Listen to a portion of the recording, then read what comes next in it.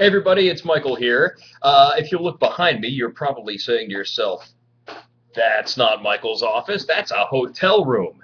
You're correct. I'm actually out in the San Francisco area right now, and I didn't tell you guys this. For the past 2.5 weeks, you've been seeing my correspondence maybe from time to time. I've actually not been at Penn State. I've been down in rural Australia.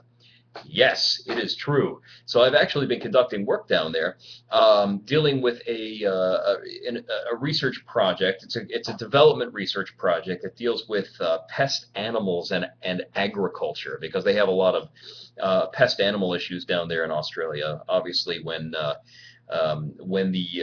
British actually came down to settle a penal colony in Australia, they ended up bringing a lot of native animals from Europe down there to make it feel more like home. Well, with no natural predators, what happened?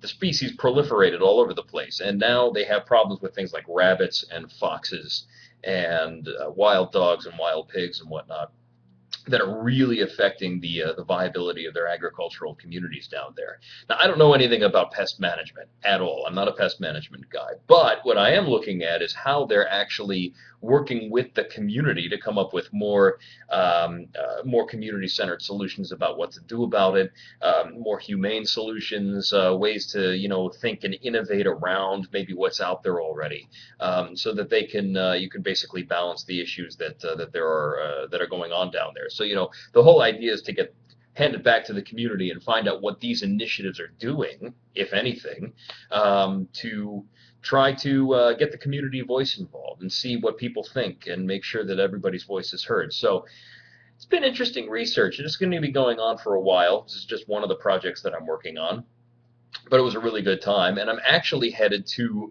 Maine right now to do a little bit of outreach work regarding entrepreneurship. So if you hear from me, I'll probably be in Maine by that time because I'm going to be taking a red eye over there tonight. So you might see me being very tired next time we speak. Anyway, I wanted to let you know I've been following our little discussion this week with Planner George and Ken and the gang, and really, really like what I'm seeing here. It's really important to remember that when we're dealing with community development, sometimes we think about different stakeholders within the community, and we don't often think about the community organizations themselves as being an area for development, right?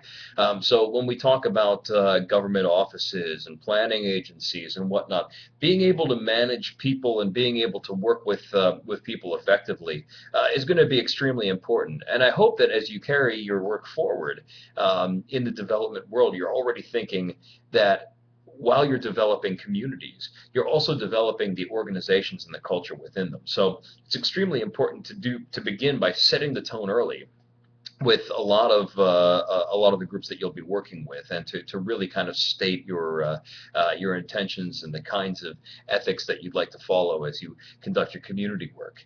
That's extremely important. If you go into a community situation, one thing that you might be able to say is, hey, we want to focus on inclusion, making sure that everybody's voice is well respected, that people are heard, that they feel respect, that their input is valued by the group. And that begins right with the organizations that may be putting on the community development activities or that may be hiring you. So that's one good way to start. You might also talk about, for example, sustainability. We've talked about sustainability in the past weeks. And one of your ethics might not just be sustainability, but this word that you start to hear a lot more often these days: resilience and regeneration and community renewal. So you're not just sustaining what's already there, but actually regrowing and deepening the commitment to making the community better and transforming the community. And of course, communicating that effectively with the people that you work with is extremely important. And that's why we had this assignment this week. It's really to understand how working with not just community members, but also the institutions themselves that may be partnering with you. That's a development activity in itself. And of course, it takes a good understanding of how to work together, how to work as a team, and how to engage effectively with different groups that may be experiencing conflict or may have some issues, or maybe people don't take the exercise seriously, or they have different ideas about how they'd like to see the development happen.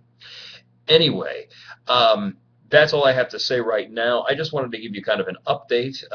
Everything's looking good so far. If you have, I should have some more updated grades for you. I think we're pretty close to up to date, but we've got a couple, journal entries and discussion boards to put in there.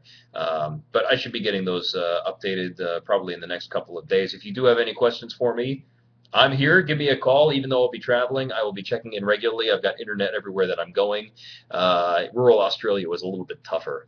I kind of had to check in every couple of days. So I'm sorry if it took me a couple days to get back to you. But anyway, things should be on track now, and I'm looking forward to giving you another update from the road. Lots more to tell you about. Hope you're all doing well. See you real soon.